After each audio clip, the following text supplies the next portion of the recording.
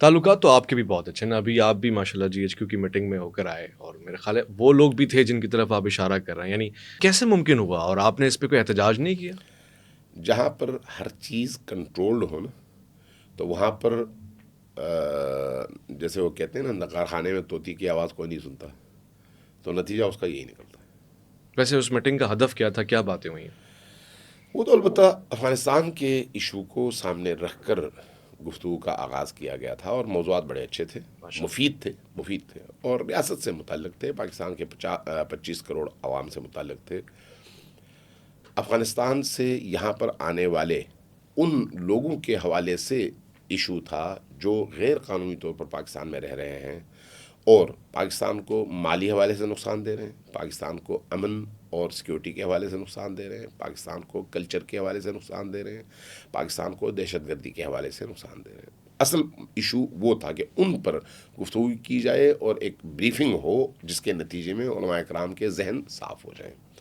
تو اس میں ظاہر ہے مختلف ایسے موضوعات تھے جن کا تعلق اس پورے ملک کی سلامتی سے تھا.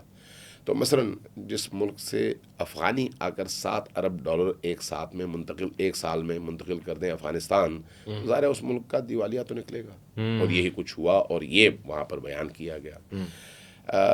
اس ایشو پر وہاں پر بات ہوئی کہ بھئی گزشتہ ان 2 سالوں میں جب سے افغانستان کے اندر طالبان کی حکومت قائم ہوئی ہے، پاکستان کے اندر دہشت گردی میں 500 گنا اضافہ ہو چکا ہے. یہ وہاں پر بات کی گئی. بات وہاں پر یہ بھی کی گئی کہ اب تک جتنے واقعات ہوئے ہیں ان واقعات میں 60% سے زیادہ افغانی ملوث تھے.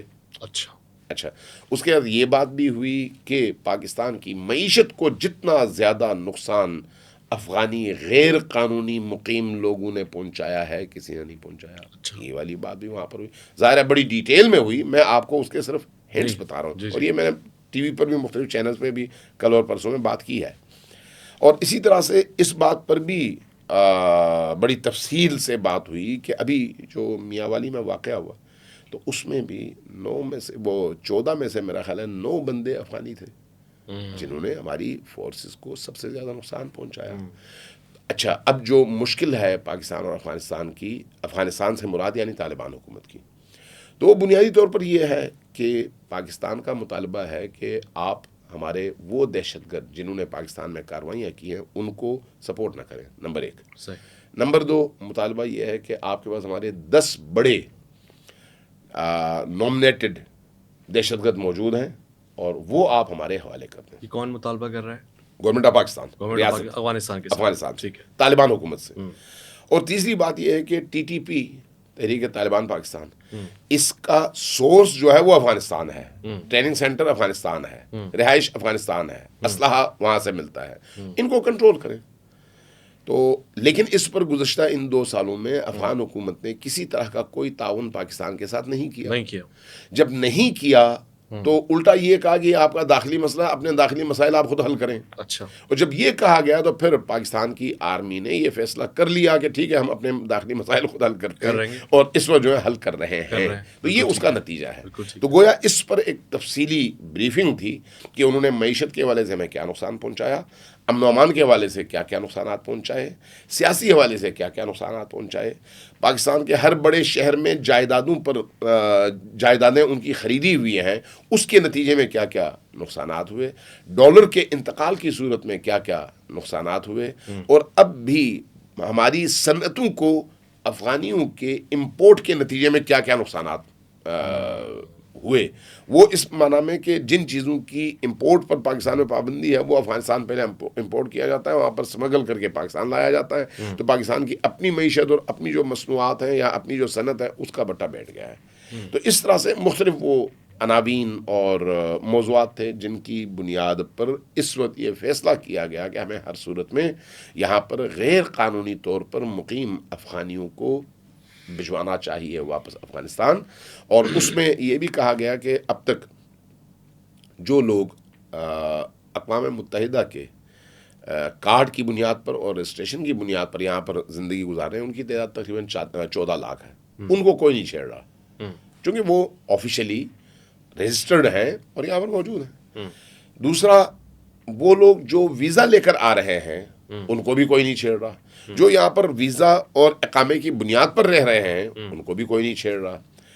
چھیڑ کن کو رہے ہیں؟ وہ لوگ جن کے پاس کوئی پاکستانی دستاویزات نہیں ہیں اور وہ غیر قانونی طور پر رہ رہے ہیں. دوسرا وہ طبقہ جو پاکستان آنے کے بعد جعلی پاکستان کے شناختی کارڈز بنا کر نادرہ کی ملی بھگت سے جنہوں نے پاکستان کی شہریت اختیار کی ہے, ان کو انہوں نے آئیڈینٹیفائی اب تک جو کیا ہے وہ تعداد ہے تقریباً 1,75,000 1,70,000 اور مزید شاید ہوں.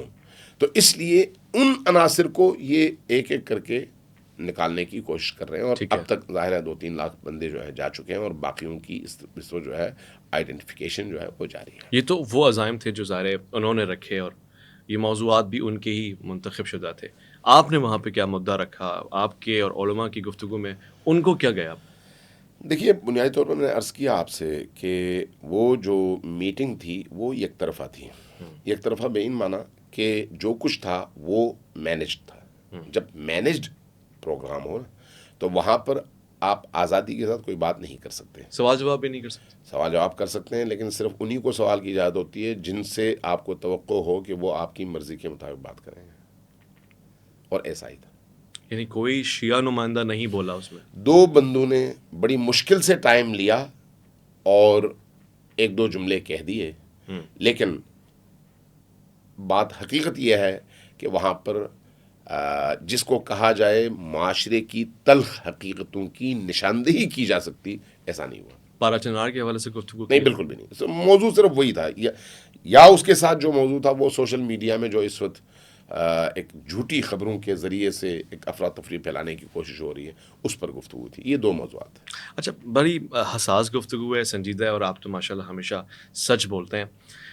میں اور بہت سے دیکھنے والے یہ سوچ رہے تھے کہ مثلاً میں یہ نام لے کے کہہ رہا تھا, مولانا احمد لدھیانوی صاحب بیٹھے ہوئے تھے غالباً اس میں, آپ تشریف فرما تھے, دیگر علماء تشریف فرما تھے, وہ تمام لوگ بیٹھے ہوئے تھے جن کا مکتب فکر بڑا متضاد ہے ایک دوسرے کے ساتھ, بڑے شدید اختلافات ہیں. یعنی جن کو مسجد میں جمع نہیں کیا جا سکتا ایک ساتھ, وہ GHQ میں سارے ایک ساتھ جمع ہو گئے تھے, بیٹھے ہوئے تھے.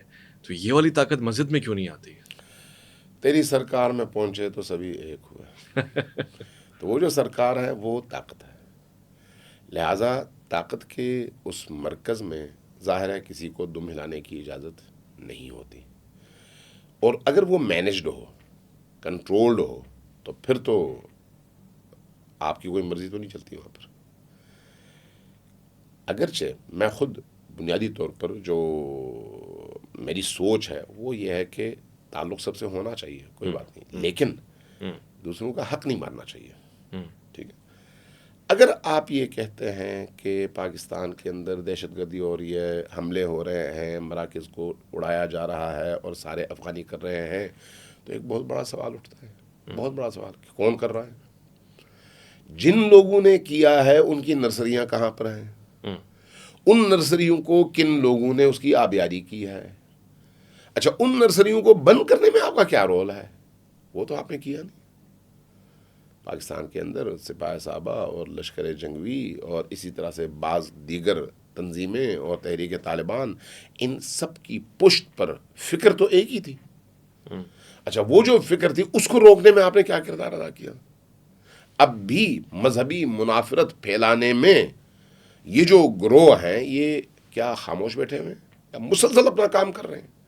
اگر مذہبی منافرت وہ پھیلا رہے ہیں تو کیا اس کے بعد بھی آپ کو یہ توقع ہے کہ یہ بڑے اچھے بچے ہو گئے؟ نہیں.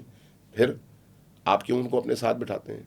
کیا ان گروہوں کا کل عدم قرار پانا درست تھا یا غلط تھا؟ سوال یہ ہے. غلط تھا تو آپ اعلان کر دیں کہ بھئی جو ماضی میں ہوا وہ غلط تھا, یہ بڑے پرامن لوگ ہیں, اعلان کر دیں, ہم بھی مان جائیں گے. اگر وہ درست تھا تو آج وہی کلدن جماعتیں اور ان کے سربراہ آپ کے ساتھ بیٹھ کر کیسے ان پروگراموں کو اٹینڈ کرتے ہیں؟ یہ باتیں آپ نے وہاں نہیں کی نا, میں نے عرض کیا نا, کنٹرول وہاں پر ظاہر ہے ایک سسٹم تھا نا, لکھ کے آپ شکوہ جمع کرا دیتے, کیونکہ لوگ کہیں گے کہ بھائی وہاں نہیں کہ یہاں یہ بات کر رہے ہیں. دیکھیں, میری یہ آواز کیا صرف اس کمرے کے اندر محدود ہے؟ ظاہر ہے یہ آواز جائے گی نا, کہاں تک جائے گی؟ جہاں جہاں تک جانی چاہیے. ظاہر ہے آپ کے پاکستان میں یہ چیزیں تو کنٹرول ہوتی ہیں، تو کیا ان کو نہیں پتا؟ یہ باتیں تو ہم ان کی اپنی میٹنگ میں اس سے پہلے بارہا کر چکے ہیں، لیکن جو پرسوں کی میٹنگ تھی وہ اس لحاظ سے بالکل کنٹرول تھی کہ میں نے خود 6 دفعہ بٹن دبایا ہے. اچھا. میں نے کہا بھائی مجھے اجازت دیں بات کرنے کی، لیکن اجازت نہیں ملی. اچھا 50 بندوں نے بات کی. 50 بندوں نے بات جی کی. جی جی او ہو 50 بندوں نے بات کی، اور ماشاءاللہ باتیں بھی سب کی بڑی اچھی تھیں. سب خوب اچھی طرح سے کاسا لیسی میں مصروف تھے. یہ ہوتا ہے. یہی ہوتا ہے، یہ ہوتا ہے نا، یہی ہوتا ہے. یہی ہوتا ہے. یہی ہوتا ہے. یہ ہوتا ہے. بھائی میں یہ سمجھتا ہوں کہ رسول کریم کی حدیث صلی بھی ہے اللہ علیہ کہ احب اخوانی الیہ من اہدی الیہ عیوبی. میرا بہترین بھائی وہ ہے جو میرے عیوب اور میری خامیاں مجھے تحفے میں بھیجے تاکہ میں ان خامیوں کی اصلاح کر سکوں. واہ سبحان اللہ. بہترین مومن وہ ہے جو آئینہ بنے اپنے مومن بھائی کے لیے. اگر میں آئینہ بنتا ہوں اور آپ کو برا لگتا ہے تو اس کا مطلب یہ ہے کہ یا میں مومن نہیں ہوں یا آپ مومن نہیں ہیں. لہٰذا یہاں پر تو صورتحال یہ تھی کہ نہیں آئینے پہ مٹی پاؤ، صرف ایک ہی جملہ کہو کہ تم اللہ کے ولی ہو، تم اللہ کے فرشتے ہو، تم امیر المؤمنین ہو، تم امیر المجاہدین ہو، تم ہمارے سب کچھ ہو، مائی باپ ہو، تم حکم کرو، تمہارے نظروں کی بس ایک اشارے کی دیر ہے، ہم اپنی ساری ہستی قربان کرنے پر تیار. یہ مزاج ہم نے اپنا لیا اور یہ سب جگہ ہوتا ہے. ہماری بھی جب ملاقات ہوئی میں نے تو بڑا مخلص پایا خاص طور سے حافظ صاحب کو. میں عوام کی، ہاں میں عوام کی بات بات کروں، لیکن ہمارے بھی جو چند لوگ تھے وہ یہ اسی کوشش میں لگے ہوئے تھے کہ مدعا سے ہٹا کے کسی طرح سے خوشامد کی جائے اور یہ کی جائے، اور اس چیز نے بڑا نقصان پہنچایا ہمیں. البتہ یہ کہ انتہا درجے کی منافقت ہے، انتہا درجے کی منافقت ہے. دیکھیں منافقت کا کیا مطلب ہوتا ہے؟ اندر کچھ اور باہر کچھ. جی اگر آپ اس محفل میں کچھ کہہ رہے ہیں اور اگلی محفل میں کچھ اور، تو اس سے بڑھ کر نفاق اور کیا ہے؟ یہ بات ہے. ٹھیک ہے، یہ بات ہے. تو ہمارے مولوی صاحبان ماشاءاللہ اس معاملے میں ایکسپرٹ ہیں.